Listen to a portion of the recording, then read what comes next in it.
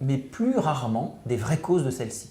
Une enquête passionnante apporte un éclairage cru sur les biens mal acquis, en général de somptueux appartements, parfois des immeubles entiers, que les dirigeants algériens en l'occurrence achètent avec l'argent volé à leur peuple. Autant d'argent qui n'ira pas au développement de conditions de vie dignes pour les habitants de ce pays.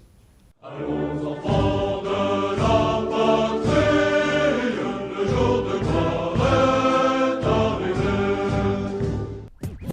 Alger-sur-Seine, voici le genre d'expression coloniale de mauvais goût qui aurait fait grincer des dents il y a quelques années, mais qui aujourd'hui semble tout bonnement banale. La classe politique algérienne aime investir l'argent de son peuple à Paris. C'est un secret pour personne, mais pourtant un tabou pour tout le monde.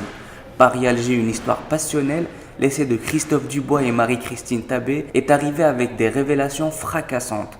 Abdelmalek Sellal, actuel Premier ministre algérien, Abdeslam Bouchouareb, actuel ministre de l'Industrie et des Mines, Amar Saïdani, actuel secrétaire général du FLN, Chérif Ramani, ministre à plusieurs reprises et ancien gouverneur du Grand Alger.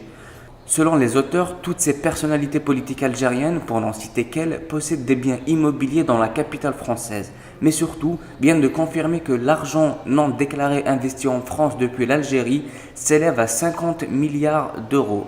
Jusqu'alors, aucun démenti n'a été fait. Alors d'où vient cet argent ? Comment a-t-il fait pour arriver en France ? Et pourquoi la France se porte complice de ce pillage ? Les relations entre Paris et Alger, vous parlez aussi des biens mal acquis. Comment vous expliquez par exemple qu'il n'y a pas d'enquête vraiment en France en ce qui concerne ces diplomates algériens Alors, ce qu'il faut comprendre, c'est que la France peut difficilement s'autosaisir.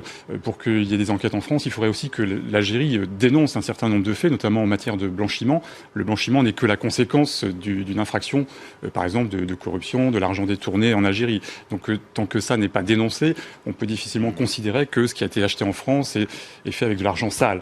Après, il y a des questions qui se posent.